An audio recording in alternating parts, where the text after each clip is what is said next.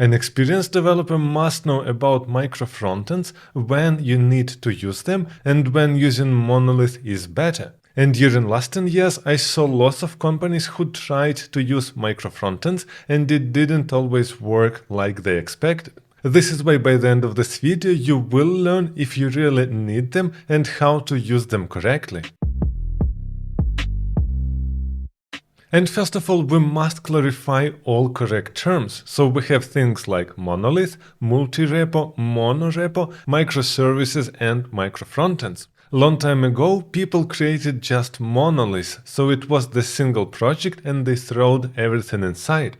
Is it bad? A lot of devs would say that it is bad architecture, but it is not true. You can organize monoliths so it is easy to support. But of course we have trade-offs. Like for example, we have just a single repo and all teams are working inside and we have just a single build. On the other hand, we have multi-repo where every single team, for example, has their own repository and their own project.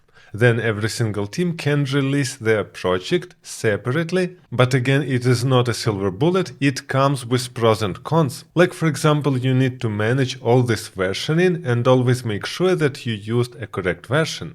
And additionally, we have something in between, which is a monorepo, where we pack all our projects in one repository, but we organize them in a good way that they are isolated, we can build them separately, and we have something like shared libraries that we can use everywhere. The good example of monorepo would be NX. But what about microservices and micro-frontends? Basically, microservices is that you have some service which you typically put in a separate repo, so it goes in the direction of multi-repo. And what about micro-frontends? The idea is the same, but here we want to split our frontend in several repositories. Because, for example, we have several teams, and one team is working on admin panel, another one works on e-commerce shop, and third one on analytics. Then they want to share this frontend in 3 different frontends, build it separately and support it in different repositories. But obviously you get all problems of such method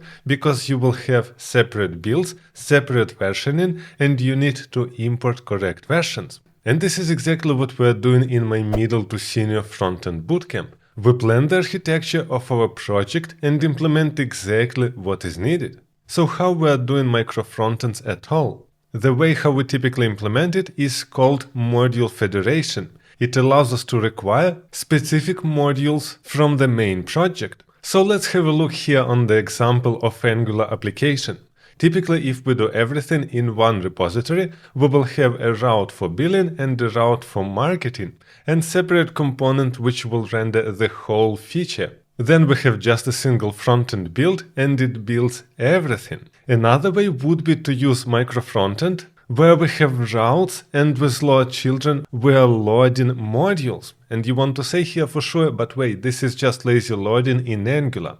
Yes, but it can also load remote bundles. So you are moving from compiling code together to compiling it in different places and then simply requiring. But here is an important point. You must understand that our frontend must be sliced vertically and not horizontally. Let's have a look on the example. For example, here we have a billing module and it has inside all its dependencies like billing dashboard, invoice list, and invoice details.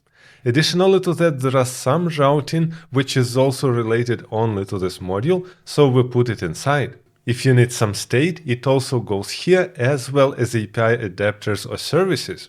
So it is completely self-contained remote module that we will use in our consumer. And here is a Webpack configuration how you can build this module in a separate repository. As you can see, we're using a plugin module federation where we have a bundle name, our file name, and the module that is being exposed. And now on the other side we have a consumer. This is exactly what requires this module. Here we also have a Webpack config with module federation plugin, and we're registering a remote billing with the route to this build JavaScript file. So we have this two sides communication. One side exposes something and another side imports it. And the great part is that on the Angular side, Angular simply treats it as a lazy load module and nothing else. Additionally to that, we can use Redux in a really nice way, by registering specific features only in separate modules. Like for example, here we have our billing state, which has some interface, and we're using it only in this billing module. But additionally, here we have our reducers and for feature billing, which will be automatically used when we're importing this module. So we don't have our global state inside main application. We still implement the whole state, which is yes global, but actually this slice belongs to the module. And additionally to that, of course, you can have some shared data, like for example shared interface or a shared service. Additionally to that, we can communicate between modules, not based on the shared state, but interacting through contracts. And this isolation allows us to make sure that one module won't do any changes to other module. But how does it work on the build side? Again, every single micro-frontend has its own build pipeline. So for example, here we're defining our deploy pipeline of billing module. Once it is deployed, then our consumer can use newer version of the remote module. But obviously you get all the challenges from separate repositories. Like for example, if we're talking about Angular, you might have a different Angular version in other team because all dependencies are completely separated.